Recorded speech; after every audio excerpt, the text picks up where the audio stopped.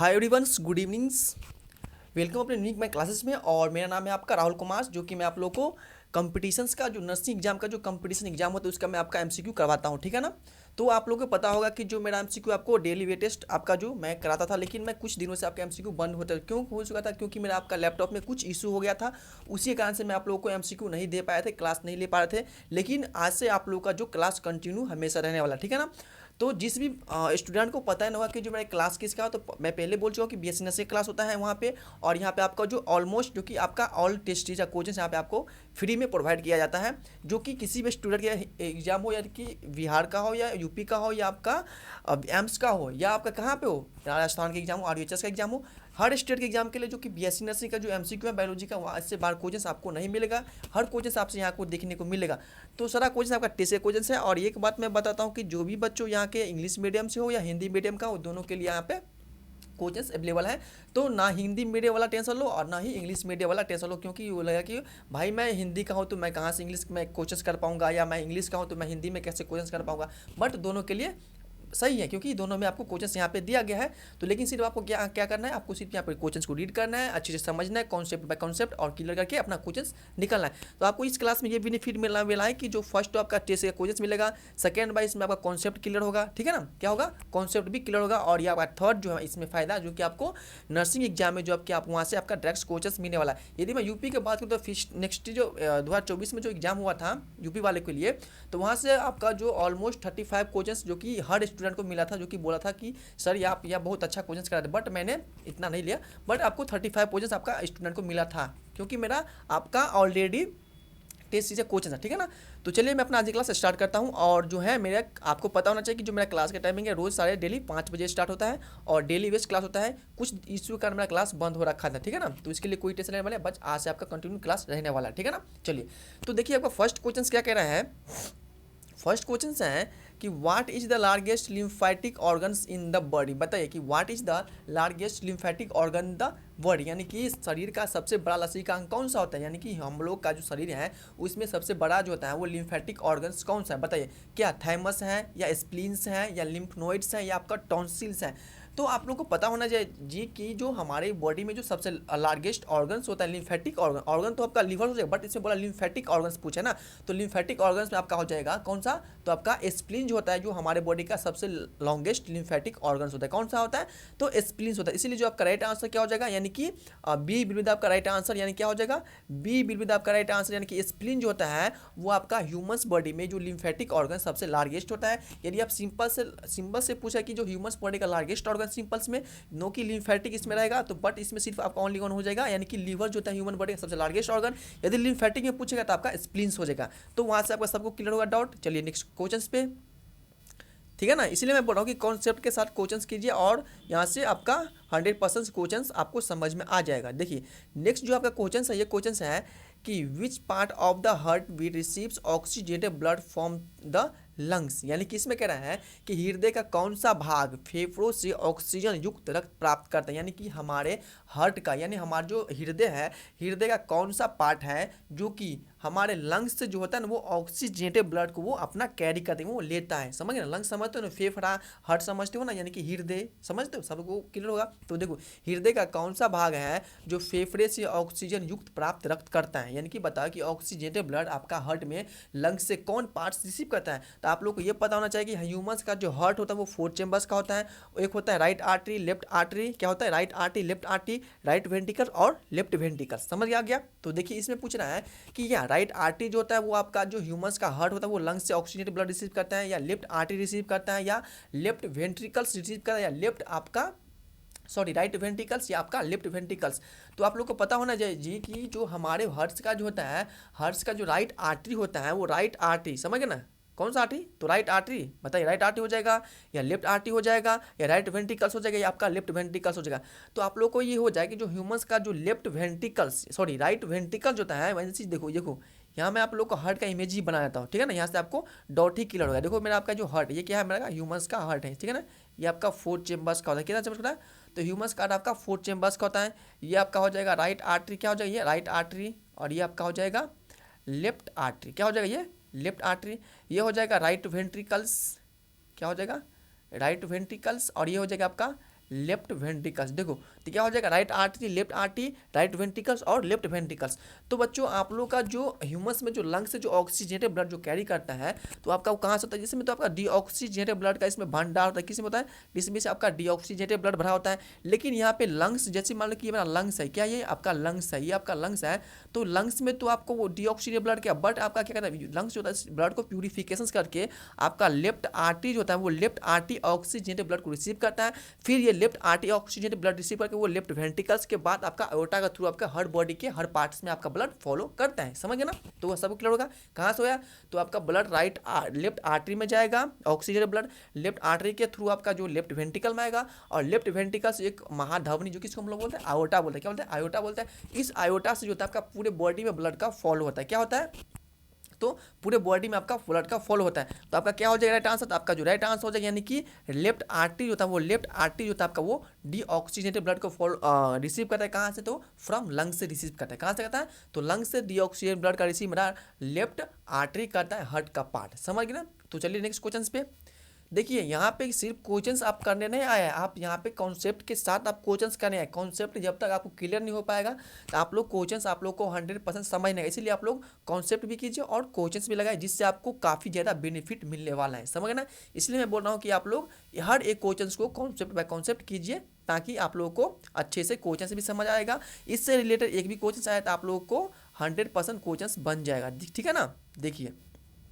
देखिए जो next question है आपका कि blood types is determined by, बताइए कि blood types is determines by, यानी कि रक्त समूह किसके द्वारा निर्धारित किया जाता है। बताइए रक्त का जो समूह होता है, जैसे मान लो कि ब्लड ग्रुप ए है या ब्लड ग्रुप बी है या ब्लड ग्रुप ओ है या ब्लड ग्रुप आपका ए बी है, वो किसके द्वारा वो इसको डिटरमाइन किया जाता है या किसके द्वारा इसको क्या होता है, निर्धारित किया जाता है। देखिए क्या हीमोग्लोबिन के थ्रू हम लोग बोल सकते हैं ब्लड ग्रुप ए है या ब्लड ग्रुप बी है, या हीमोग्लोबिन से प्लेटलेट्स के थ्रू हम लोग बोल सकते हैं, या आपका एंटीजन्स ऑफ आरबीसीएस के थ्रू बोल सकते हैं, या हम लोग प्लाज्मा प्रोटीन्स के थ्रू बोल सकते हैं। तो आप लोगों को पता होना चाहिए कि जो ब्लड ग्रुप जो आपका किसी का निर्धारित किया था वो आपका वो एंटीजन्स ऑफ आरबीसी, यानी कि जिस आरबीसी के ऊपर में एंटीजन्स ए होगा उसका ब्लड ग्रुप ए होगा, जिस आरबीसी के ऊपर में एंटीजन्स बी होगा उसका ब्लड ग्रुप बी हो जाएगा, जिस आरबीसी के ऊपर में एंटीजन्स यानी कि ए बी होगा तो उसका ब्लड ग्रुप क्या हो जाएगा, ए बी हो जाएगा। जिस आरबीसी के ऊपर में कोई भी एंटीजन्स नहीं होगा बट ये आपका ब्लड ग्रुप ओ हो जाएगा। तो वहाँ से सबको ब्लड ग्रुप क्लियर होगा, यानी कि इसलिए पूछ रहा है कि ब्लड ग्रुप का कौन निर्धारित करता है, ब्लड ग्रुप कौन डिटरमाइन करता है। तो बच्चों ब्लड ग्रुप वो डिटरमाइन करता है जिसके आरबीसी के एंटीजन्स पे जिस आरबीसी के ऊपर में जो एंटीजन्स प्रेजेंट हो, ए हो या बी हो या ए बी हो, वही इसका ब्लड ग्रुप होता है। तो यानी कि एंटीजन्स ऑन आरबीसी यानी कि लाल रक्त कोशिका पर एंटीजन्स जो होता है वही आपका ब्लड ग्रुप होता है। समझ ना। तो आपका क्या हो जाएगा राइट आंसर, यानी कि इसका जो आपका राइट आंसर हो जाएगा यानी कि सी विल बी आपका राइट आंसर। सभी को क्लियर होगा, सभी को क्लियर होगा ना। इसका आंसर है कि जिस भी ब्लड ग्रुप के ऊपर में जो एंटीजन प्रेजेंट हो वही इसका ब्लड ग्रुप होगा। यदि आपसे पूछा कि जिस ब्लड ग्रुप ए है तो उसका एंटीबॉडी कौन सा हो जाएगा, यानी कि किसी का ब्लड ग्रुप ए है तो उस पर कौन सा एंटीबॉडी होगा, तो बच्चों जिसका ब्लड ग्रुप ए है तो उस पर इसका अपोजिट एंटीजन्स हो जाएगा, यानी कि क्या हो, सॉरी एंटीबॉडी हो। जैसे जिसका ब्लड ग्रुप ए है तो जैसे मान लो कि जैसे एक मैं आप लोगों को बता ही था, देखो जैसे कि ब्लड ग्रुप ए है, यानी कि एक ब्लड ग्रुप ए हो गया, ठीक है ना, एक ये भी एक ये आरबीसी है, ये ब्लड ग्रुप बी है, क्या ये ब्लड ग्रुप में ये ब्लड ग्रुप आपका ए बी है और ये ब्लड ग्रुप आपका क्या है ओ है, देखो ठीक है ना। तो ये ब्लड ग्रुप ए है तो उसके ऊपर में ए नामक एंटीजन्स उसके ऊपर में बैठा रहेगा। जैसे मान लो कि ये ब्लड ग्रुप बी है तो उसके ऊपर में बी नामक एंटीजन्स उसके ऊपर में बैठा रहेगा। जैसे मान लो कि ब्लड ग्रुप ए बी है तो उसके ऊपर में ए बी नामक एंटीजन्स इस पर बैठा रहेगा, और ब्लड ग्रुप में ए ओ पे ना कि कोई एंटीजन्स बैठेगा, सिर्फ आपके होगा इस पर एंटीबॉडी, इस पर ए बी नामक इस पर ब्लड ग्रुप पे ओ पे बैठा रहता है। तो ए ब्लड ग्रुप पे बी नामक एंटीबॉडी हो जाएगा, बी ब्लड ग्रुप पे बी ए नामक एंटीबॉडी हो जाएगा, ए बी पे नो एंटीजन प्रेजेंट होता है और ब्लड ग्रुप ओ पे आपका ए बी नामक एंटीबॉडी प्रेजेंट होता है। तो सभी को उम्मीद है कि यहाँ से क्लियर होगा ब्लड ग्रुप के बारे में, ठीक है ना। तो चलिए अपने क्वेश्चंस पे देखिए, अपने क्वेश्चंस क्या था, तो नेक्स्ट क्वेश्चन क्या था आपका, देखिए नेक्स्ट क्वेश्चन जो आपका था ये क्वेश्चन है कि which types of WC is mainly, क्या कह रहा है, देखिए क्या कह रहा है इस क्वेश्चन में कि which types of WC is mainly responsible for combating viral infections, यानी कि कौन सा डब्ल्यूबीसी मुख्य रूप से वायरल संक्रमण से लड़ने के लिए जिम्मेदार होता है। बताइए, यानी कि हमारे बॉडी में ब्लड ग्रुप है ना, ब्लड है तो ब्लड में क्या है, ब्लड में डब्ल्यूबीसी है, आरबीसी है, प्लाज्मा है, प्लेटलेट्स है, यानी कि ये चारों चीज़ आपका ब्लड में प्रेजेंट होता है। तो वही इसमें पूछ रहा है कि जो हमारे ब्लड में जो डब्ल्यूबीसी होता है वो कौन सा डब्ल्यूबीसी होता है जो संक्रमण से लड़ने के लिए वो जिम्मेदार होता है, बताएं कौन सा होता है। न्यूट्रोफिल्स हो जाएगा, या लिम्फोसाइट्स हो जाएगा, या बेसोफिल्स हो जाएगा, या आपका मोनोसाइट्स हो जाएगा, बताइए कौन सा हो जाएगा इसका आंसर। ये आपका इसका कोजेस मैं आप लोग को ऑलरेडी 3-4 बार करा चुका हूँ, तो इसीलिए मैं इसका आंसर मैं आप लोग को नहीं बताऊंगा, क्योंकि इसका आंसर को आप लोग को बताना होगा, क्योंकि मैं इसका कोजेस आपको ऑलरेडी 3-4 बार इसका डब्ल्यूबीसी के बारे में कि कौन सा संक्रमण होगा, कौन सा इन्फेक्शन से लड़ने के लिए डब्ल्यूबीसी काम आएगा, तो इसका आपको आंसर बताना होगा, क्योंकि मैं इसका बहुत बार कोजेस करा चुका हूँ। तो ये आप लोग इसका आंसर तो दे सकते हैं ना, बताइए नहीं दे सकते हैं, आराम से दे सकते हैं। देखिए आपका जो नेक्स्ट है, तो नेक्स्ट जो क्वेश्चन है आपका, देखिए ये क्वेश्चन है, ये क्वेश्चन क्या है, देखिए ये जो क्वेश्चन है आपका कि the bicuspid valve is also known as, बताइए यानी कि the bicuspid valves is also known as, यानी कि बाइकस्पिड बॉल को किस नाम से भी जाना जाता है। तो बाइकस्पिड वॉल्व होता क्या है, आप लोगों को पता होना चाहिए कि बाइकस्पिड वॉल्व होता क्या है। तो जिसको भी नहीं पता हो कि बाइकस्पिड वॉल्व क्या होता है, तो देखो बाइकस्पिड वॉल्व होता है यानी कि मेरा आपका, यानी कि हमारा लंग्स है, लंग्स का जो फोर्थ पार्ट है कि right arty left arty, right ventricle left ventricle, तो बाइकस्पिड जो बॉल होता है, और एक ट्राइकस्पिड बॉल क्या होता है, तो ट्राइकस्पिड बॉल एक होता है बाइकस्पिड बॉल, राइट आर्टी और राइट वेंट्रिकल्स के जो बीच में होता है उसको बोलते हैं बाइकस्पिड बॉल, और लेफ्ट वेंट्री और लेफ्ट आर्टी के जो बीच में होता है वो आपका होता है ट्राइकस्पिड बॉल, क्या होता है, तो ट्राइकस्पिड बॉल। इसमें सिर्फ पूछा है कि इसमें बाइकस्पिड बॉल का दूसरा नाम इसने पूछना है क्या, बाइकस्पिड बॉल को हम लोग पल्मोनरी वॉल्व्स कहते हैं, या मिट्रल्स वॉल्व्स कहते हैं, या ऑर्टिक्स वॉल्व्स कहते हैं, या ट्राइकस्पिड वॉल्व्स कहते हैं। तो अब इसलिए बात है कि ट्राइकस्पिड बॉल इसमें 100% होगा नहीं, आयोटिक वॉल्व्स भी इसमें नहीं होगा, पल्मोनरी वॉल्व्स इसमें कतई नहीं होने वाला है। बट इसमें जो बोला है कि बाइकस्पिड वॉल्व्स को हम लोग मिट्रल वॉल्व्स के नाम से जानते हैं, किस नाम से जानते हैं, तो बाइकस्पिड वॉल्व को हम लोग मिट्रल्स वॉल्व्स के नाम से जानते हैं। तो आपका जो राइट आंसर क्या हो जाएगा, यानी कि आपका बी विल आपका राइट आंसर, मिट्रल वॉल्व्स के नाम से हम लोग किसको जानते हैं, तो बाइकस्पिड वॉल्व्स को हम लोग जानते हैं। देखिए बच्चों ये आप लोगों को काफ़ी इंपॉर्टेंस क्वेश्चन है, आप लोगों को यहाँ से क्वेश्चन हर साल पूछा है। यदि मैं 2024 की बात करूँ तो ट्राइकस्पिड बॉल के बारे में पूछा था यूपीबीएससी नर्सिंग में, इस बार आपका बाइकस्पिड बॉल से क्वेश्चन आ सकता है, उम्मीद है, समझ गए ना, इसीलिए आपको इस क्वेश्चन आपको याद कर लेना है। चलिए नेक्स्ट क्वेश्चन पे, तो नेक्स्ट जो क्वेश्चन है आपका, देखिए मैं आप लोग को फुल्ली एफर्ट के साथ मैं आप लोगों को क्वेश्चंस कराऊँ और एनर्जी के साथ भी कराऊँ, इसलिए आप लोगों को एनर्जी के साथ आप लोग को क्लास लगाना है, और हर एक क्लास आप लोग को लगा लीजिए। मैं गारंटी के साथ बोल रहा हूँ कि जितना भी मेरा यूपी का स्टूडेंट है बेसिक नर्सिंग एग्जाम देने वाला, उसको आपको 35 नंबर्स बायोलॉजी में कोई नहीं रोक सकता है, यदि आप लोग ऑलरेडी हर एक टॉपिक यानी कि हर एक क्लास आप MCQ का लगा लेते हैं। तब नहीं लगाओगे तो इसका कोई बात ही नहीं है, ठीक है ना। तो देखिए अगला जो आपका क्वेश्चन है, ये क्वेश्चन है कि what is the name of the artery that supply blood to heart to muscles, यानी कि what is the name of artery that supply blood to heart to muscle, यानी कि हमारे यानी कि हृदय की मांसपेशियाँ को रक्त पहुंचाने वाली धमनी को क्या कहते हैं, यानी कि जो हमारे हार्ट्स होता है, हार्ट्स में जो मसल्स होता है, वो मसल्स में जो आपका जो क्या बताए ब्लड का जो सप्लाई होता है, उस आर्टरी का नाम आप लोगों को बताना है, उसका मतलब कौन सी धमनियाँ पहुंचाता है उसका नाम आप लोग को बताए, क्या पल्मोनरी आर्टरी होता है, या कॉर्नरी आर्टरी होता है, या कार्डियोटरी आर्टरी होता है, या आपका सब कैल्विन्स आर्टरी होते हैं, बताइए कौन सा आर्टरी होता है जो कि हार्ट के मसल तक आपका ब्लड का सप्लाई करता है। तो कॉर्नरी आर्टरी होता है वही जो होता है आपका हार्ट के मसल तक ब्लड का वो ट्रांसपोर्ट करता है। तो आपका जो राइट आंसर हो जाएगा यानी कि आपका हो जाएगा बी विल आपका राइट आंसर, कॉर्नरी आर्टरी के माध्यम से ही आपका जो होता है ब्लड आपका हार्ट के मसल तक पहुँच पाता है, ठीक है ना। तो आपका क्या हो जाएगा राइट आंसर, तो बी विल आपका राइट आंसर, समझ गए ना। चलिए नेक्स्ट क्वेश्चन पे, देखिए आपका नेक्स्ट क्वेश्चन क्या है, तो नेक्स्ट क्वेश्चन क्या आपका, देखिए ये जो क्वेश्चन है नेक्स्ट, आप लोग को एक भी क्वेश्चन मिस नहीं करना है। क्या मैं बोल रहा हूँ, बार बार बोल रहा हूँ कि आप लोगों को एक भी क्वेश्चन मिस नहीं करना है। यदि आप लोग यही क्वेश्चन लगाते हैं कि जो भी स्टूडेंट किसी प्लेटफॉर्म से ज्वाइन हुआ होगा तो उसको पता होगा कि किस टाइप का क्वेश्चन है, समझ ना। किसी प्लेटफॉर्म से जो भी स्टूडेंट पढ़ाई करता होगा तो उसको टेस्ट से 100% करता होगा, तो उसको पता होगा कि ये क्वेश्चन किस टाइप्स का क्वेश्चन है और कैसा कितना इंपॉर्टेंस ये क्वेश्चन है। और जो नहीं लगाता होगा, कोई भी मान लो कोई क्लास नहीं ले रखा होगा, तो उसको लग रहा कि वे ऐसे ही बोल रहे हैं। वैसे भी एक बात मैं बता रहा हूँ आप लोग सभी को कि जो कोई चीज़ फ्री का चीज़ होता है उसका कोई अहमियत नहीं देता है, सही राइट बता रहा हूँ मैं। यदि आपको कोई चीज़ फ्री में मिल जाए तो उसको आप लोग इतना वैल्यू नहीं देगा। यदि आप लोग को वही इसी चीज़ को पैसे लगा के ले रहोगे तो उसका काफ़ी ज़्यादा महत्वपूर्ण है। एक मैं बता रहा हूँ कि सिंपल सी बात बता रहा हूँ कि गांव की भाषा में जैसे आप लोग देखो कि शादी भी है, किसी का लड़के का शादी होता होगा तो ये लड़के को मान लो कि दहेज में इसको गाड़ी मिलता हो, कोई सी गाड़ी हो, हीरो स्प्लेंडर कुछ भी हो, गाड़ी मिलता होगा, तो क्या करेगा, इस गाड़ी को लेकर वो 80 90 50 जैसे मन वैसे करके चलाएगा, कहीं नहीं खादा नहीं, खुद ही कुछ नहीं मानेगा, और वो अपना वो तरपाते रहता है, ठीक है ना। और जो बंदा खुद के जेबी से पैसा लगा कर जो बैग खरीदा रहेगा, वो आपको बहुत बच्चा बच्चा को वो चलाता है, समझ गए ना।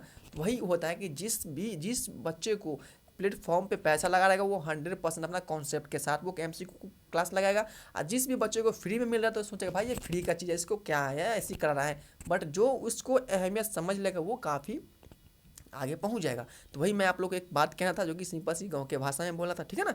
देखिए नेक्स्ट क्वेश्चन जो आपका है, ये क्वेश्चन है कि what is the largest artery in the humus body. बताइए कि ह्यूमस में जो सबसे बड़ा आर्टरी कौन सा होता है, बताइए कौन सा आर्टरी होता है। मानव शरीर में सबसे बड़ा धमनी क्या है, धमनी का नाम बताना, क्या पल्मोनरी आर्टरी होता है, या आपका आयोटा होता है, या कार्टोइड्स आर्टरी होता है, या सब कैल्विन्स आर्टरी होता है। तो बच्चों ये सबको ऑलरेडी पता होगा कि जो ह्यूमन्स के जो हार्ट्स में जो होता है, ह्यूमन बॉडी में सबसे जो आपका बड़ा आर्टरी होता है वो धमनी होता है, जिसमें ब्लड का ऑक्सीजनेटेड ब्लड का उसमें फॉल होता है। क्या होता है, तो ऑक्सीजनेटेड ब्लड फॉल होता है, किसमें, आयोटा में होता है, जो कि आपका महाधमनी आपके बॉडी का सबसे लार्जेस्ट क्या है, वो आपका आर्टरी है, ठीक है ना। तो आपका जो क्या हो जाएगा राइट आंसर, यानी कि बी ब्रीद आपका राइट आंसर आयोटा हो जाएगा। यानी कि मानव शरीर में सबसे बड़ी धमनी आपका महाधमनी होता है। क्या होता है, महाधमनी, जिसको हम लोग आयोटा बोलते हैं। क्या बोलते हैं, आयोटा बोलते हैं, ठीक है ना। चलिए नेक्स्ट क्वेश्चन पे। तो देखिए आपका जो नेक्स्ट क्वेश्चन क्या है, देखिए आपका जो नेक्स्ट क्वेश्चन है, ये क्वेश्चन कह रहा है कि which WBC are responsible for producing antibody. बताइए यानी कि एंटीबॉडी बनाने के लिए कौन सी WBC जिम्मेदार होता है। बताइए जैसे कि हम लोगों के ब्लड में WBC प्रेजेंट होता है, वो कौन सा WBC होता है, ऐसा कौन सा WBC हमारे ब्लड में प्रेजेंट है जो कि वो एंटीबॉडी बनाने के लिए वो जिम्मेदार होता है, वो एंटीबॉडी बनाता है। बताइए क्या बी लिम्फोसाइट होता है, या टी लिम्फोसाइट होता है, या एसिनोफिल्स होता है, या आपका न्यूट्रोफिल्स होता है। बताइए कौन सा हो जाएगा, कौन सा WBC होता है जो आपको WBC होता है जो कि आपका क्या बनाता है, तो आपका एंटीबॉडी बनाता है। तो बच्चों हो जाएगा कौन सा हो जाएगा, तो आपका टी लिम्फोसाइट हो जाएगा। बताओ क्या टी लिम्फोसाइट होगा, बी लिम्फोसाइट होगा। तो मैं ऐसे मैं आप लोगों को टी लिम्फोसाइट मैं बताता हूँ, बट आप लोग एक बार देख लीजिएगा, ठीक है ना। जिसको भी कंफ्यूजन होगा तो आप लोग बी और टी में एक बार देख लीजिए, बट मेरे को लगता है कि टी ही होगा। क्या हो जाएगा, तो टी लिम्फोसाइट ही हो जाएगा। क्या हो जाएगा, आपका टी होगा, बट आप लोग एक बार इस क्वेश्चन को दोबारा देख लीजिएगा, ठीक है ना। चलिए कोई दिक्कत नहीं है ना देखने में, बताइए, बट वहाँ तो टी होगा, लेकिन एक बार आप लोग देख लीजिएगा, कन्फ्यूजन दूर हो जाएगा। देखिए ये जो नेक्स्ट क्वेश्चन जो आपका है भाई, मैं आप लोग को फ्री में क्वेश्चंस करा रहा हूँ, आप लोग इसको यदि कर लोगे तो सोचो यूपी वालों क्या है, पहुँच जाओगे चांद पे। चांद पे आप लोग पहुँच जाओगे, मैं बोल रहा हूँ ना, कर लोगे तो चांद पे पहुँच ही जाओगे बायोलॉजी में। हाँ हाँ, देखिए नेक्स्ट जो क्वेश्चन है आपका, ये क्वेश्चन है कि which blood vessels carry oxygenated blood from to lungs to hearts. बताए यानी कि which blood vessels carry oxygenated blood from lungs to heart. देखो फिर यही क्वेश्चन आ चुका है। इसमें पूछा था क्या, जो फर्स्ट में आप लोगों को क्वेश्चन करा था, उस क्वेश्चन में पूछा था कि कौन सा पार्ट्स ऑक्सीजनेटेड ब्लड को लंग्स से रिसीव करता है। तो इसमें मैं क्या बोलता था, तो लेफ्ट आर्टरी बोला था। इसमें पूछ रहा है कि किस वेसल्स के थ्रू जो होता है वो लंग्स से हार्ट तक जो ऑक्सीजनेटेड ब्लड को वो रिसीव होता है। बताइए क्या, कितना ही मस्ती वाला क्वेश्चन है। बताएं कि कौन सी रक्तवाहिका फेफड़ों से हृदय तक ऑक्सीजन युक्त रक्त ले जाती है। बताओ क्या, पल्मोनरी वेन्स ले जाती हैं। ऑक्सीजन युक्त बोल रहा है, ऑक्सीजन युक्त बोल रहा है, ऑक्सीजन मुक्त नहीं, ऑक्सीजन युक्त बोल रहा है, यानी कि इसे बोल रहा है ऑक्सीजनेटेड ब्लड। बताइए क्या पल्मोनरी आर्टरी होता है, या पल्मोनरी वेन्स, पल्मोनरी आर्टरी, या आयोटा और या वेना कावा होता है। बताइए कौन सा हो जाएगा, कौन सा हो जाएगा बताइए। यानी कि oxygenated blood lungs to heart तक कौन लेता है, तो पल्मोनरी क्या हो जाएगा, बताइए कौन सा हो जाएगा, पल्मोनरी आर्टरी हो जाएगा, पल्मोनरी वेन हो जाएगा। बताओ सभी बच्चों क्या हो जाएगा, पल्मोनरी वेन्स, सब पल्मोनरी वेन्स बता रहे हैं, क्या हो जाएगा, पल्मोनरी आर्टरी या वेन्स हो, बताओ। तो पल्मोनरी वेन्स हो, क्या हो जाएगा, तो पल्मोनरी वेन्स हो जाएगा, ठीक है ना। क्या हो जाएगा, पल्मोनरी वेन्स हो जाएगा। चलिए नेक्स्ट क्वेश्चन पे देखिए। नेक्स्ट जो आपका क्वेश्चन है, ये क्वेश्चन कह रहा है, देखिए क्वेश्चन कह रहा है कि which side of the heart contains deoxygenated bloods. यानी कि हृदय का कौन सा भाग डीऑक्सीजनेट युक्त रक्त को लगता है। बताइए यानी कि हार्ट का ऐसा कौन सा पार्ट है जिसमें आपका डीऑक्सीजनेटेड ब्लड का भंडार होता है। क्या लेफ्ट साइड में होता है, तो लेफ्ट साइड होता है, क्या राइट साइड होता है, क्या दोनों साइड होता है या इनमें से कोई नहीं होगा, बताओ। तो मैं आपको ऑलरेडी बता चुका हूँ कि जो राइट साइड राइट वेंट्रिकल होता है, क्या होता है राइट साइड में, तो राइट साइड में आपका ऑक्सीजनेटेड ब्लड का भंडार होता है। बट अब मैं लेफ्ट की बात करता हूँ, लेफ्ट के मैं ऐसे बात कर रहा हूँ, ये नहीं कि इसमें लेफ्ट आप ऐसे करके समझ लेना, मैं आपको इस डायग्राम के थ्रू बता रहा हूँ, ठीक है ना। यानी कि इस डायग्राम के थ्रू मैं आप लोग वैसे ये राइट है, ये लेफ्ट है, ये राइट है, ये लेफ्ट है, ठीक है ना। तो राइट आर्टरी ये तो राइट आर्टरी यानी कि राइट साइड जो होता है, राइट साइड में आपका वो डीऑक्सीजनेटेड ब्लड का भंडार होता है, समझ गए ना। तो क्या हो जाएगा, यानी कि आपका बी आपका राइट आंसर। सभी को क्लियर होगा क्वेश्चन, ठीक है। चलिए नेक्स्ट क्वेश्चन पे, नेक्स्ट क्वेश्चन पे देखिए, अभी बहुत क्वेश्चन हैं, अभी एक ही दो क्वेश्चन से मत अटकिए, ठीक है ना। भोजपुरी आप लोग को आता है, जरा आप बोलिए तो।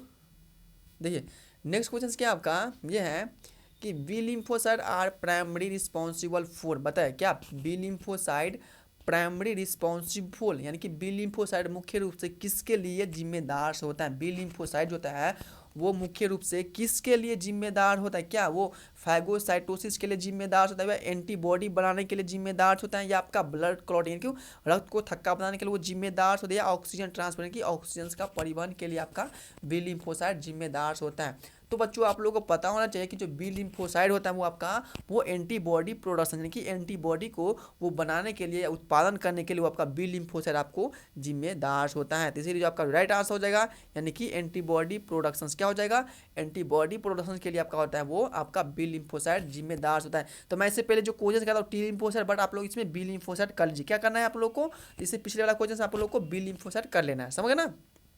चलिए नेक्स्ट क्वेश्चन पे देखिए, नेक्स्ट जो क्वेश्चन है आपका ये क्वेश्चन क्या है कि which WBC act as the phagocytes and the engulfs pathogens, यानी कि कौन सा WBC फैगोसाइट्स के रूप में कार्य करता है और रोग जनकों को निगलता है। कौन सा WBC होता है वो फैगोसाइट्स के रूप में, उसका तो वर्क है ही, प्लस वो क्या कहता है वो रोग को यानी कि जो जिस भी डिजीज है वो खा ही रहता है, यानी कि निगलना का मतलब है ना खा लेता है। बताइए कौन सा WBC आपका रोग को खा लेता है, लिम्फोसाइट खा लेता है, या न्यूट्रोफिल्स या माइक्रोफेज खा लेता है, या वेसोफिल्स खा लेता है, या आपका ये प्लेटलेट्स होता है, बताओ। तो आप लोग को पता होना चाहिए कि जो WBC आपका होता है न्यूट्रोफिल्स या माइक्रोफेज नामक जो WBC होता है वो आपका वो रोग को निगल लेता है, यानी कि वो रोग को खा ही लेता है, ठीक है ना। क्या करता है वो खा ही लेता है। तो इसीलिए आपका जो क्या हो जाएगा राइट आंसर, यानी कि बी आपका right answer neutrophils and macrophage में इसको भी बोल सकते हैं, ठीक है ना। क्लियर सभी को। चलिए नेक्स्ट क्वेश्चन पे देखिए, अगला कुछ आज जो है ना आप लोगों को सर्कुलेटरी सिस्टम खत्म हो जाएगा और नेक्स्ट मैं लेके आऊँगा लोकोमोशन, जिसके बारे में आप लोगों को थोड़ा थ्योरी पढ़ के आना है लोकोमोशंस के बारे में, लोकोमोशंस एंड मूवमेंट, समझ गए ना। तो इसका आप लोगों को थ्योरी पढ़ के आना है और आप लोगों को ऑलरेडी कल क्लास लोकोमोशंस का हो ही जाएगा, ठीक है ना। देखिए तो ये जो क्वेश्चन है आपका आज तो कंप्लीट हो जाएगा सर्कुलेटरी सिस्टम, क्योंकि एक मैं ऑलरेडी फर्स्ट करा चुका हूँ आप लोगों को एक क्वेश्चन, ठीक है ना। तो ये क्वेश्चन है कि which proteins is responsible for blood clotting, बताइए यानी कि हाँ रक्त को थक्का बनाने के लिए कौन सा प्रोटीन्स जिम्मेदार होता है। बताइए आप लोगों को कहीं कट जाए, आप लोग का उंगली कट जाए या पैर फूट जाए, सर फट जाए, कोई मारे एक हथौड़ा या एक ईंटा कोई आप लोगों को सर पे मारे तो सर से ब्लड निकलेगा, तो ब्लड जो निकलेगा तो ब्लड कुछ समय के बाद वहाँ पे आपको रक्त जम जाता है, यानी कि रक्त बंद होता है। रक्त बंद होने का कारण है यहाँ पे आपका जो रक्त को थक्का बन गया, यानी कि आपका ब्लड जम गया, जिसके कारण आपका यहाँ से जो वेसल जो फूटा हुआ था वो आपका वो एक बैरियर के थ्रू बन गया, उस बैरियर से आपका ब्लड अंदर ही रह जाएगा। यानी कि इसमें बोल रहा है कि रक्त को थक्का बनाने के लिए कौन सा प्रोटीन्स जिम्मेदार होता है, इसी कारण आपका रक्त का थक्का बना, ठीक है ना। तो बताएं क्या एल्बुमिन्स नामक प्रोटीन्स आपका रक्त का थक्का बनाने के लिए जिम्मेदार होता है, या फाइब्रिनोजेंस, या हेमोग्लोबिन्स, या आपका ग्लोब्यूलिन्स।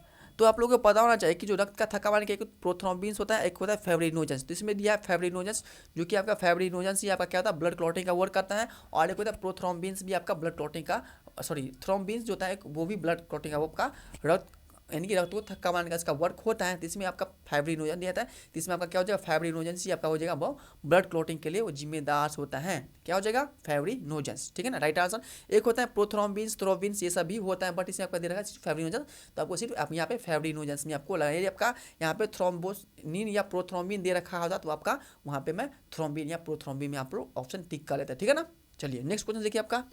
तो नेक्स्ट जो क्वेश्चन है आपका ये क्वेश्चन ये है कि which WBC are involves and allergic reactions, यानी कि कौन सा WBC एलर्जी प्रतिक्रिया में शामिल होते हैं, यानी कि which WBC are involve allergic reaction, कि एलर्जी रिएक्शंस में कौन सा WBC इसमें शामिल होता है, बताए क्या न्यूट्रोफिल्स होता है या बेसोफिल्स होता है या लिम्फोसाइट्स या मोनोसाइट्स होता है, बताए कौन सा हो जाएगा। यानी कि एलर्जी रिएक्शंस में कौन सा WBC शामिल होता है, तो एलर्जी रिएक्शंस में आपका न्यूट्रोफिल्स हो जाएगा या बेसोफिल या लिम्फोसाइट या मोनोसाइट। तो एलर्जी रिएक्शंस में आपका बेसोफिल्स नामक WBC आपका इसमें इन्वॉल्व होता है, कौन सा होता है, तो बेसोफिल्स नामक इन्वॉल्व होता है। तो आपका जो राइट आंसर यानी कि बी विद आपका राइट आंसर, करेक्ट क्या हो जाएगा, बेसोफिल्स हो जाएगा, ठीक है ना। चलिए नेक्स्ट क्वेश्चन पे, तो आपका जो नेक्स्ट क्वेश्चन है, ये क्वेश्चन है, देखिए ये क्वेश्चन है, ये है कि an irregular heart beat is terms as, यानी कि an irregular heart beat is term as, यानी कि अनियमित दिल की धड़कन को क्या कहते हैं। यानी कि आप लोग का जो हार्ट बीट होता है वो अनियमित यानी कि काफ़ी तेज, यानी कि अनियमित जब आपका जो दिल का धड़कन हो जाता है तो उसको हम लोग क्या कहते हैं, क्या हाइपरटेंशन कहते हैं या अरेथीमा कहते हैं या एस क्या बोलते हैं या एरोथ्रोक्सिस कहते हैं या एनीमिया कहते हैं। जब भी आपका आयरेगुलर हार्ट बीट हो जाएगा तो उस टर्म को हम लोग क्या कहते हैं, तो आयरेगुलर हार्ट बीट टर्म्स को हम लोग एनीमिया कहते हैं। क्या हो जाएगा, यदि आप लोग को आयरेगुलर हार्ट बीट हो जाएगा तो उसको एनीमिया हो जाएगा, क्या हो जाएगा, तो एनीमिया हो जाएगा। तो इसका जो राइट आंसर हो जाएगा यानी कि डी आपका राइट आंसर एनीमिया हो जाएगा। आयरेगुलर हार्ट बीट टर्म्स को हम लोग एनीमिया कहते हैं, क्या कहते हैं, तो आयरेगुलर हार्ट बीट टर्म्स को हम लोग एनीमिया कहते हैं, ठीक है ना, क्या हो जाएगा, तो डी आपका राइट आंसर। चलिए नेक्स्ट क्वेश्चन पे देखिए, आपका जो अगला क्वेश्चन है, ये क्वेश्चन है कि in which condition is the hair deficiency of blood cells और हीमोग्लोबिन्स, यानी कि किस स्थिति में लाल रक्त कोशिका या हीमोग्लोबिन की कमी होती है। यानी कि आपका ऐसा कौन सा बीमारी पकड़ता है या कौन सा ऐसा एक फेज आता है जिसमें आपका RBC का तो कम होता ही होता है, प्लस में इसमें आपका हीमोग्लोबिन का भी कमी हो जाता है। बताओ क्या हाइपरटेंशन में होता है या एनीमिया में होता है या ल्यूकेमिया में होता है या आपका थ्रोम्बोसिस में होता है, बताओ किस में होता है।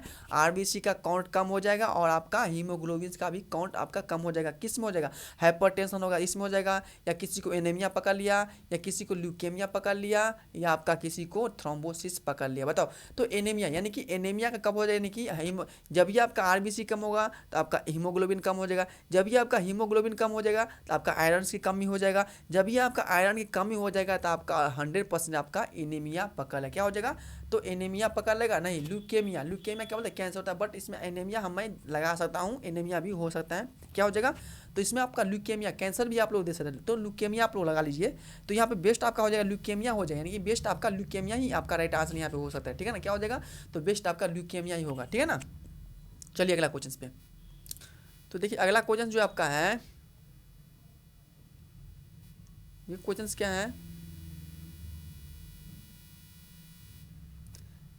आयरन की कमी से आपका एनीमिया, ये क्वेश्चन इस फिर से एक बार देख लीजिए कि which condition in that deficiency red blood cells and the haemoglobins in which condition in there deficiency of red blood cells cell out haemoglobins and iron anaemia. बच्चों यहाँ पर आप एनीमिया कर लीजिएगा, क्या हो जाएगा, तो एनीमिया आप लोग कर लीजिएगा। एक मिनट रुक जाओ, अरे क्या होगा, एक मिनट, यहाँ पे आपको एनीमिया कर लेना, क्या करना है, एनीमिया कर लेना है, ठीक है ना। चलिए अगला क्वेश्चन पे देखिए, अगला क्वेश्चन जो है आपका, देखिए ये जो क्वेश्चन है आपका,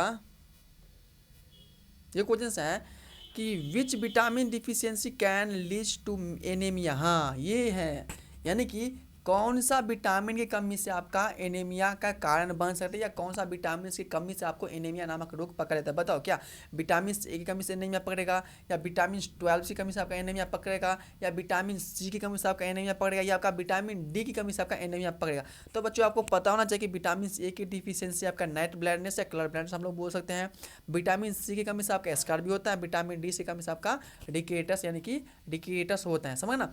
इसमें बोला सी से स्कार भी, डी से डिकेटस, और इसमें जो आपका यानी कि B12 है तो B12 की कमी से आपका एनीमिया नामक रोग पकड़ा, क्या हुआ, तो विटामिन B12 का जब भी आपके बॉडी में कमी हो जाएगा तो आपका एनीमिया नामक डिजीज पकड़ लेता है, क्या हो जाएगा, तो विटामिन B12 की deficiency is cause as anaemia, क्या हो जाएगा, डिफिशियंसी यानी कि विटामिन 12 की कमी से आपका एनीमिया नामक रोग आपको पकड़ लेता है, समझ गए ना। चलिए अगला क्वेश्चन पे तो अगला क्वेश्चन है which blood cancer characterize by the an abnormal increase in white white blood cells. Which blood cancer is characterize by an abnormal increase in white blood cells, यानी कि कौन सा रक्त कैंसर असामान्य रूप से श्वेत रक्त कोशिकाओं को वृद्धि को दर्शाता है। बताओ, यानी कि कौन सा ब्लड कैंसर हो जाएगा जिससे आपका असामान्य वाइट ब्लड सेल्स का वृद्धि को वो दर्शाता है। क्या ल्यूकेमिया दर्शाता है, या एनीमिया दर्शाता है, या हेमोफीलिया होता है, या आपका थ्रोम्बोसाइटोपिनिया नामक होता है। बताओ, यानी कि आपको कौन सा ब्लड कैंसर हो जाएगा जिसमें आपका WBC का वृद्धि को वो क्या कहता है, वो आपका वृद्धि को दर्शाता है। बताओ, तो आपका ल्यूकेमिया क्या हो जाएगा, तो ल्यूकेमिया नामक जो आपका ब्लड कैंसर होता है वो हो जाएगा, तो आपका असामान्य रूप से जो होता है श्वेत रक्त कोशिका होता है वो उस वृद्धि को क्या कहता है, वो इंक्रीज करता है, यानी कि उसको वो बढ़ाता रहता है। समझ गए ना, कौन सा हो जाएगा, तो ल्यूकेमिया नामक हो जाएगा। तो आपका जो राइट आंसर हो जाएगा, यानी कि ल्यूकेमिया नामक जो कैंसर होगा तो आपका WBC का इंक्रीज पर इंक्रीज उसको वो बढ़ाता रहेगा, उसको वो दर्शाने का उसका वर्क होता है। समझ गए ना। चलिए अगला क्वेश्चन पे। तो देखिए आपका जो अगला क्वेश्चन है ये तो कुछ नहीं यार, ये कहाँ से आ गया। देखो ये क्वेश्चन क्या है,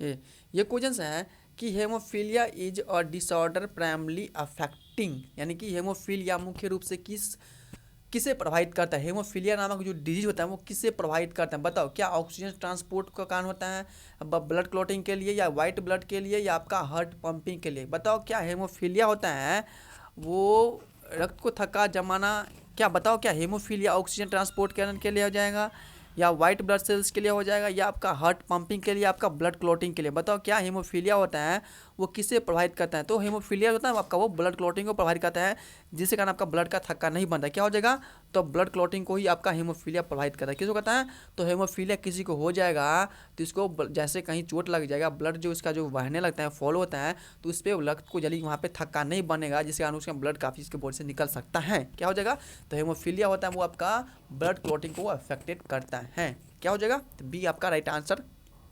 देखिए अगला क्वेश्चन।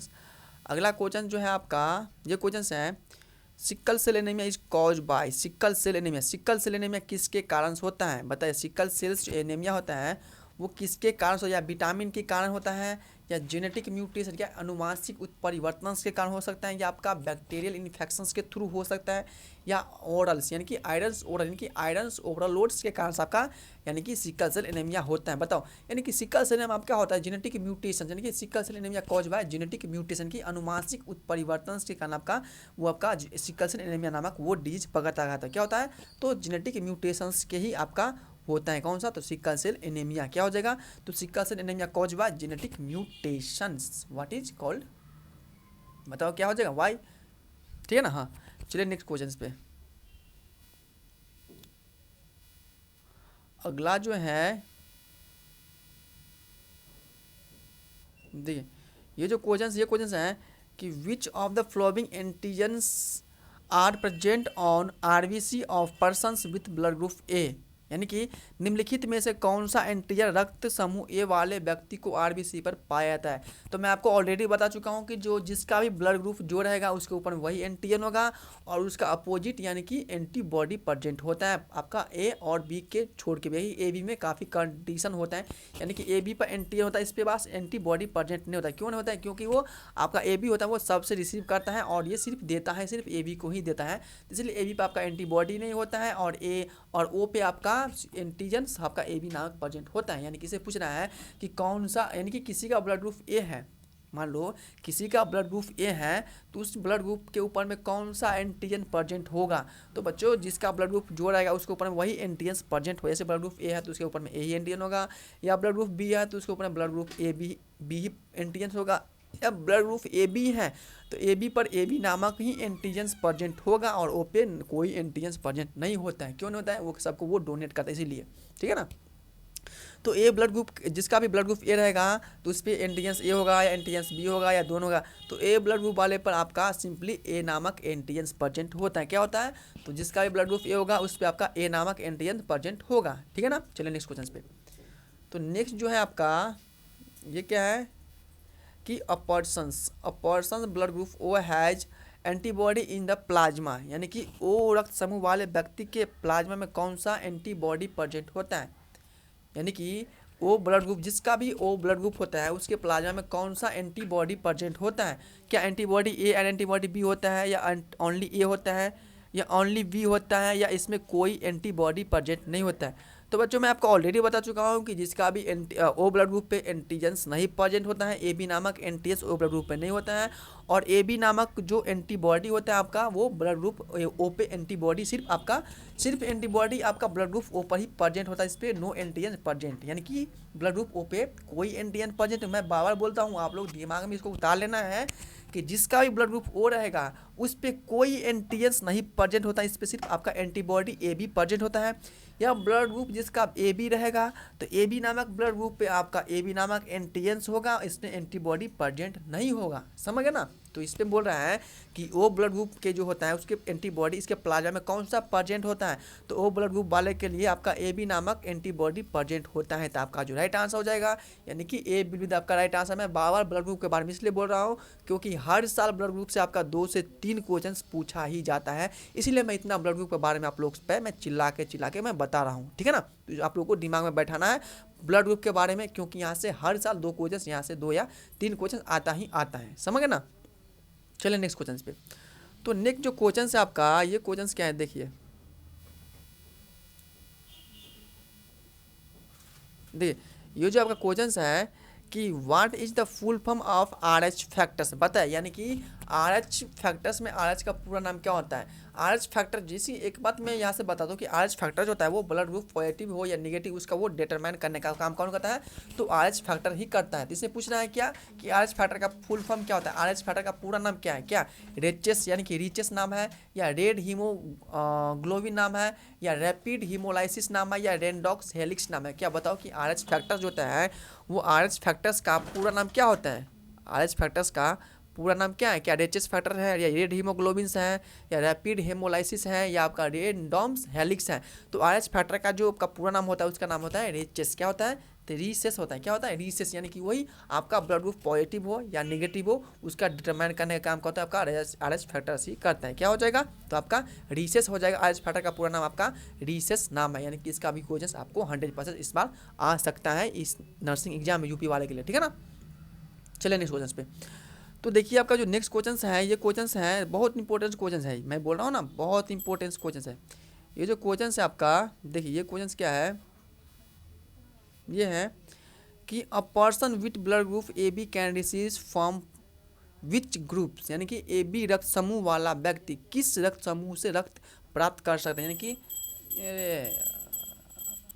देखिए इसमें बोल रहा है कि A person with blood group A B can receive from with groups, यानी कि ए बी रक्त समूह वाला व्यक्ति किस किस रक्त से किस समूह से वो रक्त ले सकते। जैसे मान लो किसी का ब्लड ग्रुप ए बी है, जैसे कि यहाँ पे मैं दे रहा हूँ आप लोग को ओवरव्यू, देखो जैसे कि मान लो कि यहाँ पे एक क्या है, एक रमेश है, यानी कि इसका नाम है रमेश। क्या नाम है? इसका नाम है रमेश, जिसका ब्लड ग्रुप ए बी है। क्या नाम है इसका ब्लड ग्रुप का? इसके पास ए बी नामक ब्लड ग्रुप है। क्या है? इसके पास ए बी नामक ब्लड ग्रुप है। तो ये जो रमेश के पास जो ए बी नामक ब्लड ग्रुप है वो किस किस से वो ब्लड ग्रुप ले सकते हैं, बताओ। जैसे कि मान लो कि एक ब्लड ग्रुप ए है, इसके पास ए ब्लड ग्रुप है। जैसे कि मान लो ये आपका राम के पास ए नामक ब्लड ग्रुप है, राम के पास ए नामक ब्लड ग्रुप है। श्याम के पास बी नामक ब्लड ग्रुप है, श्याम के पास बी नामक ब्लड ग्रुप है, समझ गए ना? श्याम के पास बी नामक ब्लड ग्रुप है। और आप एक सोहन के पास यानी कि ओ नामक ब्लड ग्रुप है। क्या है? सोमन के पास ए नामक ब्लड ग्रुप है। तो बताइए कि रमेश जो होता है वो राम से ब्लड ले सकता है, या श्याम से ब्लड ले सकता है, या आपका सोहन से ब्लड ले सकता है। तो रमेश जो होता है ना, वो रमेश जो रमेश के पास ए बी नामक ब्लड ग्रुप प्रेजेंट है। क्या है? रमेश के पास ए बी नामक ब्लड प्रेजेंट है, ए बी नामक ब्लड ग्रुप प्रेजेंट है। तो ए बी नामक ब्लड ग्रुप जो प्रेजेंट है वो रमेश ए से भी राम से भी ले सकता है, श्याम से भी ले सकता है, और वो सोहन से भी ब्लड ले सकता है। यानी कि रमेश जो है आपका राम से भी ब्लड ले सकता है, श्याम से भी ब्लड ले सकता है, और वो सोहन से भी वो ब्लड को वो कैरी कर सकता है। क्या कर सकता है? तो blood group A B blood group जो होता है वो ब्लड ग्रुप ए बी ले सकता है, बी को भी वो रिसीव कर सकता है, और वो ओ को भी वो रिसीव कर सकता है। वो ए बी यानी कि ब्लड ग्रुप ए बी होता है वो आपका ओ, यानी कि ओनली किससे होता है? देखो ऑप्शन क्या दे रखा है, तो ऑप्शन क्या है? क्या ओनली ए बी? क्या blood group A B only A B से रिसीव कर सकता? नहीं, ए बी तो ले ही सकता है, ब्लड ए बी से ले सकता है। ए बी तो होगा ही होगा, ब्लड ए बी और A B C option D है A B A B O. हाँ, ब्लड ग्रुप ए बी जो था वो आपका ब्लड ग्रुप ए से भी ले सकता है, ब्लड ग्रुप बी से भी ले सकता है, ब्लड ग्रुप ओ से भी ले सकता है, और ब्लड ग्रुप ए बी से भी आपका ब्लड ग्रुप ए बी वो रिसीव कर सकते हैं। यानी कि सबसे ब्लड ले सकता है कौन, ब्लड ग्रुप ए पॉजिटिव ले सकता है, और वो डोनेट सिर्फ किसको कर सकता है, सिर्फ अपना ए बी को ही वो ए ब्लड ग्रुप डोनेट कर सकता है। ठीक है ना, तो आपका जो वहाँ पे राइट आंसर हो जाएगा, यानी कि डी आपका राइट आंसर क्या हो जाएगा, तो डी विल आपका राइट आंसर। यानी कि ए बी नामक ब्लड ग्रुप होता है वो सबसे ब्लड ले सकते हैं, लेकिन सिर्फ आप दे सकते हैं ए बी नामक ब्लड ग्रुप को ही वो सिर्फ दे सकता है। तो सबको यहाँ से क्लियर होगा ब्लड ग्रुप के बारे में, कौन किससे ले सकता है, कौन किसको दे सकते हैं। ठीक है ना, चलिए नेक्स्ट क्वेश्चन एक और यही ब्लड ग्रुप पे रहने वाला है। देखिए नेक्स्ट भी क्वेश्चन आपका ये ब्लड ग्रुप पे है कि इसमें कह रहा है, इसमें कह रहा है क्या, देखिए ये क्वेश्चन जो आपका है, ये जो क्वेश्चंस हैं, ये क्वेश्चंस क्या है कि which of the flowing blood group is considers a universal donors. यानी कि इसमें कह रहा है कि निम्नलिखित में से कौन सा रक्त समूह सर्वदाता माना जाता है। यानी कि ऐसा कौन सा ब्लड ग्रुप होता है वो सबको दे सकता है, यानी कि ले तो सिर्फ ए बी सकता है, यानी कि ए बी जो होता है वो सबसे ले सकता है, लेकिन इसे पूछ रहा है कि कौन ब्लड ग्रुप होता है वो सबको, ए को भी दे सकता है, बी को भी दे सकता है, ए बी को भी दे सकते हैं, और वो अपना ओ को भी वो दे सकते हैं। बताइए यानी कि कौन सा ब्लड ग्रुप होता है, ए बी पॉजिटिव या बी निगेटिव या ए बी पॉजिटिव या ओ निगेटिव। तो बच्चों ओ निगेटिव नामक जो ब्लड ग्रुप होता है वो आपका ए को भी दे सकते हैं, बी को भी दे सकते हैं, ए बी को भी दे सकते हैं, और ओ को भी वो दे सकते हैं। इसीलिए जो आपका राइट आंसर हो जाएगा, यानी कि डोनर, यानी कि सबको कौन सा यूनिवर्सल डोनर, आपका blood group negative O negative होता है वो यूनिवर्सल डोनर होता है, ताकि वो सबको ब्लड दे सकता है। तो जिसका भी ब्लड ग्रुप ओ होगा वो काफ़ी अच्छी बात है, और जिसका ब्लड ग्रुप ए बी होगा वो भी काफ़ी अच्छा है, क्योंकि वो सबसे ले सकता है, बट वो दे सकता है सिर्फ ए बी वालों को ही वो दे सकता है। तो यहाँ से आप लोग को ये आपको क्लियर रहना चाहिए सभी को। ठीक है ना, मैं लास्ट में आप लोगों को ब्लड ग्रुप के बारे में पढ़ाऊंगा एक बार। ठीक है ना, एक चार्ट में आप लोगों को ब्लड ग्रुप के बारे में पढ़ाऊंगा ताकि अच्छे से क्लियर हो जाए। ठीक है ना, देखिए अगला जो क्वेश्चन है आपका, ये क्वेश्चन है कि ये क्वेश्चन क्या है कि देखिए ये क्वेश्चन है कि विच कंडीशंस, एक मिनट ओनली 1 सेकेंड प्लीज, कि विच कंडीशन में rise and R H incompatibility pregnancy, यानी कि प्रेजेंसी, यानी कि आर एच असंगत गर्भावस्था में, आर एच प्रेगनेंसी है, आर एच असंगत गर्भावस्था में कौन सी स्थिति उत्पन्न हो सकती है। यानी कि आर एच जो होता है जब गर्भावस्था में कौन सा उत्पन्न कर सकता है। आर एच जो होता है, मान लो कोई भी पेशेंट प्रेगनेंसी है, ठीक है ना, तो उसमें आर एच फैक्टर उसकी गर्भावस्था में क्या उत्पन्न कर सकते हैं, क्या सिक्का सेल एनीमिया या हेमोलैटिक डिजीज ऑफ न्यूब्रॉन्स या ल्यूकेमिया या थैलेसीमिया। तो बच्चों आपको पता होना चाहिए कि जो भी पेशेंट प्रेगनेंसी होता है तो उसमें आर एच फैक्टर असंगत के कारण गर्भावस्था में वो आपका हीमोलैटिक डिजीज उत्पन्न कर सकता है, जिससे आपका बच्चों को हो सकता है बहुत वो डेंजरस बीमारी होता है। क्या होता है, बहुत डेंजरस बीमारी होता है जो कि वो बच्चों को इफेक्ट करता है। कौन करता है, तो हेमोलैटिक डिजीज ऑफ द न्यूबॉर्न, यानी कि नवजात का हीमोलैटिक रोग इसको पकड़ सकता है। यानी कि किसी भी प्रेगनेंसी को गर्भावस्था में वो अल्सर जो भी कुछ हो सकता है उसको आर एच फैक्टर्स के साथ, तो आपका वो बच्चे पे उसका असर पड़ता है, जो कि काफ़ी डेंजरस असर होता है इसका। ठीक है ना, चलिए नेक्स्ट क्वेश्चन पे। तो नेक्स्ट जो क्वेश्चन है आपका, ये क्वेश्चन क्या है देखिए, फिर देखिए ब्लड ग्रुप के बारे में, ये भी क्वेश्चन आपका ब्लड ग्रुप के बारे में। देखिए ये क्वेश्चन है कि which blood types is consider universal receipt. इसे पूछ रहा है कि रिसिप्टर पूछ रहा है, इसमें आपका डोनर पूछा था वो निगेटिव डोनर था, और इसमें आपका रिसेप्टर पूछा, यानी कि कौन सा रक्त समूह सर्वदाता प्राप्त करें, कि यूनिवर्सल रिसेप्टर, यानी कि कौन सा ब्लड ग्रुप आपका यूनिवर्सल रिसेप्टर होता है। तो मैं आपको ऑलरेडी बता चुका हूँ कि A B positive blood group होता है वो सबसे ले सकता है, और सिर्फ आपका ए बी वालों को ही वो दे सकता है। इसीलिए जो आपका जो राइट आंसर हो जाएगा, यानी कि आपका सी आपका राइट आंसर, ए बी वाले पॉजिटिव ब्लड ग्रुप आपको सब ब्लड ग्रुप से वो ले सकते हैं। ठीक है ना, चलिए नेक्स्ट क्वेश्चन पे। तो नेक्स्ट जो क्वेश्चन है, ये बहुत इंपॉर्टेंट क्वेश्चन है, ये है कि if a person with blood group A is transfuse with blood group be what will be happen. यानी कि यदि रक्त समूह ए वाले व्यक्ति को रक्त समूह बी चढ़ा दिया जाए तो क्या होगा, बताइए। यानी कि किसी का ब्लड ग्रुप ए है और इसके ऊपर मैं ब्लड ग्रुप बी दे देता हूँ, चढ़ा देता हूँ, तो उस व्यक्ति को क्या हाल होगा बताओ। मान लो कि रमेश के पास ब्लड ग्रुप ए है और राम के पास ब्लड ग्रुप बी है, तो बी वाले ब्लड ग्रुप में ए को चढ़ा दूँ या ए वाला ब्लड ग्रुप में बी को चढ़ा दूँ, तो उसके साथ क्या रिएक्शन आपको देखने को मिलेगा, क्या नो रिएक्शंस विल बी, क्या होगा, क्या कोई प्रतिक्रिया नहीं होगा, क्या RBC will be agglutinates and the haemolysis with occurs, क्या आरबीसी एकत्रित हो जाएगी और हीमोलाइसिस रोग होगा, हीमोलाइसिस हो जाएगा। या सी ऑप्शन है क्या the blood will mix normally, क्या रक्त सामान्य रूप से मिल जाएगा। सी आपका the persons immune system will accept, क्या जो ह्यूमन जिसका जो व्यक्ति है उसका ह्यूमन जो इम्यून सिस्टम मतलब वो ब्लड को एक्सेप्ट कर लेगा। बताओ क्या हो जाएगा, यानी कि जिसका ब्लड ग्रुप ए है उस पर ब्लड ग्रुप बी चढ़ा दिया जाए तो उसका क्या हाल हो जाएगा, क्या हो जाएगा, तो उसका हाल यह होगा कि इसका जो आरबीसी होता है ना वो एकत्रित हो जाएगा और उसका हीमोलाइसिस हो जाएगा। इसका आरबीसी एक साथ मिल जाएगा और इसको हीमोलाइसिस पकड़ लेगा, समझ ना। इसीलिए देखते होंगे ना जिसका ब्लड ग्रुप वो रहता है वही इसको चढ़ाया जाता है, लेकिन ए भी एक ऐसा ब्लड ग्रुप है वो सबसे ले सकता है इसके पास, क्योंकि इसके पास कोई एंटीबॉडी प्रेजेंट होता नहीं है, सिर्फ इसके पास एंटीजन होता है तो वो आपका वो सबसे ले सकता है, ठीक है ना। ए बी ब्लड ग्रुप वो सबसे ले सकते हैं और बी ब्लड ग्रुप सबको इसलिए दे सकते हैं क्योंकि इसके पास एंटीजन प्रेजेंट होता नहीं है, इसके पास सिर्फ एंटीबॉडी प्रेजेंट होता है, ए बी एंटीबॉडी। तो मान लो कि ए ब्लड ग्रुप के पास तो ए बी एंटीबॉडी होता है, ओ वाले के पास ओ ब्लड ग्रुप के पास ए बी नामक एंटीबॉडी होता है, तो मान लो इसका ब्लड ग्रुप ए होगा तो ए बी एंटीबॉडी इस पर प्रेजेंट है किसके पास, ओ वाले के पास, तो ए वाले भी ले सकते हैं, बी को तो बी वाले भी ले सकते हैं और ए बी वाला भी तो ऑब्वियसली ले ही सकता है। इसलिए किसी को अदरवाइज ब्लड ग्रुप नहीं चढ़ाया जाता है, समझ ना। तो इसमें क्या हो जाएगा आपका, यानी कि RBC will agglutinated of and haemolysis will occurs, यानी कि आरबीसी एकत्रित हो जाएगा और इसको हेमोलाइसिस पकड़ लेगा, क्या हो जाएगा, पकड़ लेगा। चलिए नेक्स्ट क्वेश्चन पे। तो नेक्स्ट जो आपका है ये क्वेश्चन देखिए, ये जो क्वेश्चन ये तो आपको करा चुका हूँ, अगला 1 मिनट, आइए आइए ना अपना क्वेश्चन पे देखिए।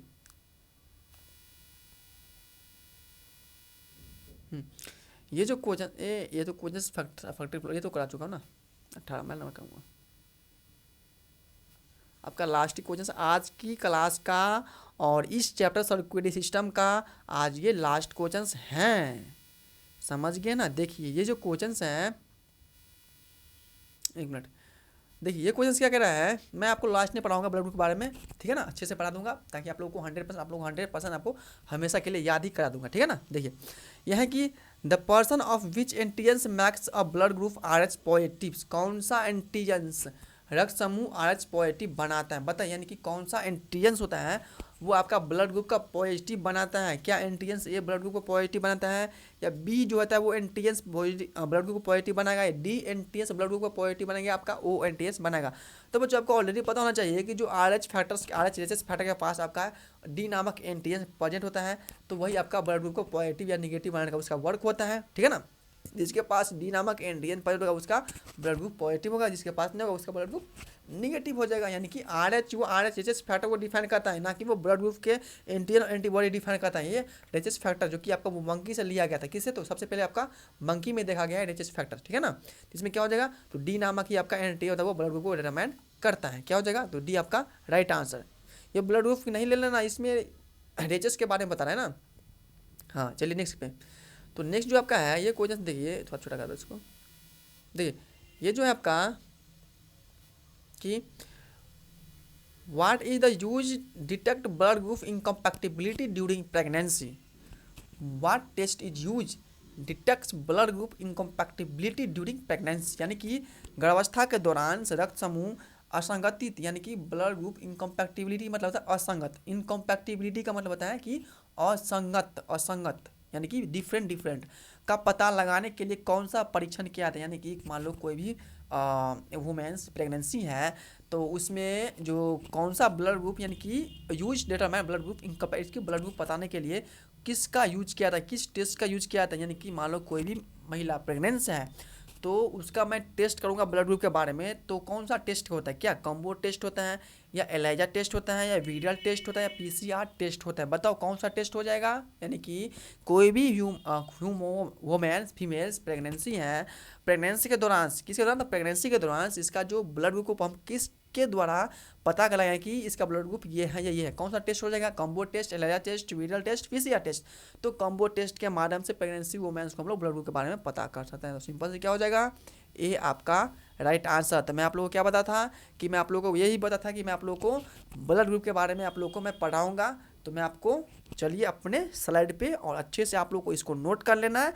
और माइंड से मैं बोल रहा हूँ ना, यदि मैं आप लोगों को थ्योरी पढ़ाना स्टार्ट कर दूंगा तो आप लोग से लगा कि बायोलॉजी चुटकियों में चला गया, यानी कि नर्सिंग वालों के लिए बायोलॉजी काफ़ी हल्का हो जाएगा, ठीक है ना।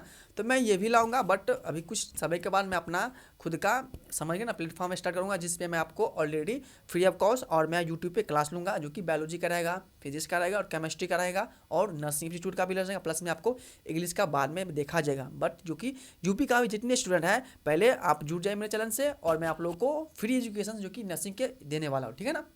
बायोलॉजी कंप्लीट रहेगा, या जैसे इसमें क्या हो जाएगा, बायोलॉजी दूंगा, इसमें टेस्ट सीट रहेगा, एमसीक्यू रहेगा, प्रैक्टिस सीट रहेगा, डॉट नेट रहेगा, सब आपका ऑलरेडी फ्री मिलेगा। यदि आप लोग यही ज्वाइन करते हैं तो 2-3 हज़ार रुपया दो और आप लोग ज्वाइन कीजिए, वही आपको मटेरियल मिलेगा, वही पढ़ाएगा। पैसा लगेगा तो आप लोग हमें समझेंगे ना, और मैं आप लोग को फ्री में पढ़ाऊंगा तो आप लोग को ऐसा लगेगा कि फ्री में पढ़ा, इसमें कोई कोई ऐसा नहीं है, ठीक है ना। तो इसलिए आप लोग जो समझने वाला बच्चा होगा वो समझ जाएगा, जो घूमने वाला बच्चा रहेगा वो आपको घूमते रहेगा, इसी गोला में घूम घूम कर उसी में चला जाएगा, मतलब फंस जाएगा। मेरे कहने का मतलब कि इस गोला में घूम कर फिर उसी गोला में आराम से बैठ रहेगा, कहीं जाएगा 15-10 हज़ार की नौकरी करेगा, बस वही करेगा और क्या करेगा, ठीक है ना। तो चलिए मैं अपना आज की ब्लड ग्रुप के बारे में आप लोग को पढ़ाता हूँ। देखिए कुर्सी पे सी बांट कर लीजिए और छोटा सा मैं एक ओवरव्यू देता हूँ, जाकि आप लोग को कभी भी आप लोग ब्लड ग्रुप के बारे में भूलेंगे ही। देखिए आप ब्लड ग्रुप पढ़ाओ, जैसे मान लो कि मेरा ब्लड ग्रुप ये ए है, क्या है, ब्लड ग्रुप ए है, ये मान लो ब्लड ग्रुप बी है, ये मान लो ब्लड ग्रुप ए बी है, ये मान लो ब्लड ग्रुप ओ है, क्या है, ए है। तो ये ब्लड ग्रुप मेरा क्या है, देखिए ये जो मेरा ब्लड ग्रुप क्या है, तो ए है, ये ब्लड ग्रुप बी है, ये ब्लड ग्रुप आपका ए बी है और ये ब्लड ग्रुप आपका ओ है। तो मान लो जिसका भी ब्लड ग्रुप और ए रहेगा, मान लो जिसका भी ब्लड ग्रुप ए रहेगा तो उसके पास ए नामक एंटीजन प्रेजेंट हो रहा है। क्या ये आपका जो क्या ये आपका ये एंटीजन है,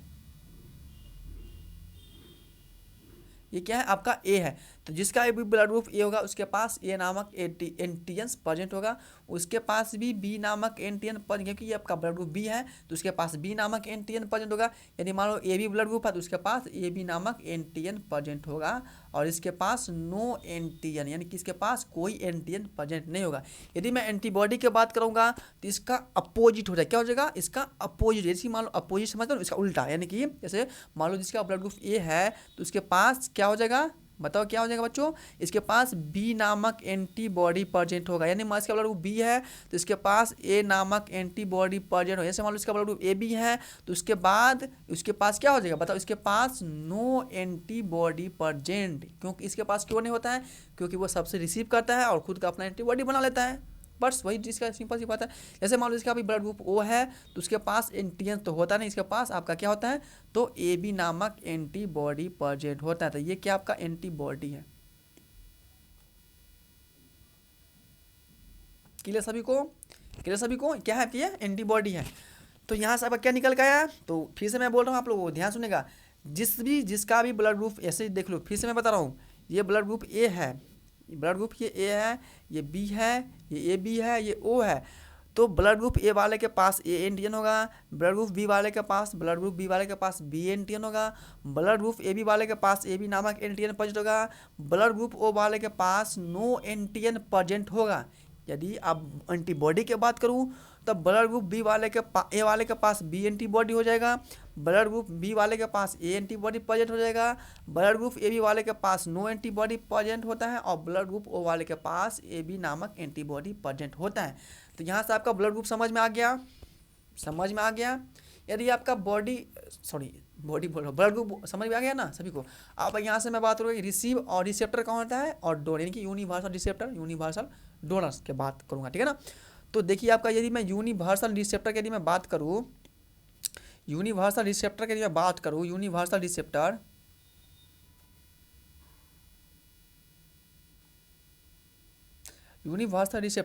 तो यूनिवर्सल रिसेप्टर आपका क्या होता है, तो ए बी पॉजिटिव जो ब्लड ग्रुप होता है, ए बी ब्लड ग्रुप होता है, वो आपको वो ओ से भी ले सकता है, ए से भी ले सकता है, बी से भी ले सकते हैं और ए बी से भी दे सकता है। यदि मैं उसका डोनेट की बात कराऊँ तो ए बी सिर्फ आपका किसको दे सकता है, तो वो सिर्फ आपका ए बी को ही वो डोनेट कर सकता है। ए बी सिर्फ आपको ए बी को ही डोनेट कर सकता है, लेकिन वो रिसीव उन सब से वो रिसीव ले सकता है। यदि मैं यूनिवर्सल रिसेप्टर की यदि डोनेट की बात करूँ तो डोनेट क्या होता है, यूनिवर्सल डोनर। यूनिवर्सल डोनर होता है आपका क्या, तो वो होता है जो कि वो जो होता है वो आपका किसको, वो किसको दे सकता है, तो वो ए को भी दे सकता है, उसको वो बी को भी दे सकता है, वो आपका ए बी को भी दे सकता है, और वो आपका किसको, ओ को भी वो दे सकता है, लेकिन वो रिसीव सिर्फ आपका ओ से ही कर सकता है। तो यदि आपसे यहाँ पूछेगा तो ब्लड ग्रुप के बारे में बस आपको इतना याद करना है, ज़्यादा डिटेल में आपको जाना नहीं है। जितना भी बच्चों को मैं बताऊँ यूपी वाले बच्चे को, इससे ज़्यादा डिटेल में आपको जाना नहीं है। यदि क्वेश्चंस आएगा तो इससे बाहर मैं बोल रहा हूँ ना, ब्लड ग्रुप के बारे में क्वेश्चंस एक भी बाहर नहीं जाने वाला है। यदि आपसे पूछेगा तो यूनिवर्सल रिसेप्टर, यूनिवर्सल डोनर, किसके पास कौन सा एंटीबॉडी होता है, किसके पास कौन सा एंटीबॉडी नहीं होता है, कि कौन कौन यूनिवर्सल रिसेप्टर कौन ले सकता है, कौन दे सकता है, बस वही होता है। इससे ज़्यादा आपको क्वेश्चंस नहीं आता है, ठीक है ना। मैं तो बार बार बोल रहा हूँ कि बेसिक लेवल से यूपी में जो नर्सिंग एग्जाम होता है उसमें क्वेश्चन पूछा जाता है, ठीक है ना। यदि मैं आप लोगों को बायोलॉजी पढ़ाऊंगा तो मज़ा आएगा, मज़ा आ जाएगा, मैं बोल रहा हूँ ना मज़ा आ जाएगा। चलिए, तो आज की क्लास आप लोग को वहीं पे मैं एंड करता हूँ, जो कि आप लोग को मैं सर्कुलेटरी सिस्टम कंप्लीट हो गया है। तो जितना ही बच्चे हैं तो मैं एक यहाँ से मैं बात करता हूँ कि आज की क्लास आप लोगों को कैसा लगा, तो आप लोग को कैसा आज की क्लास लगा, तो इसका आपको विचार कमेंट में बताना है। प्लस में आपको क्या करना है, तो चैनल को सब्सक्राइब करना है।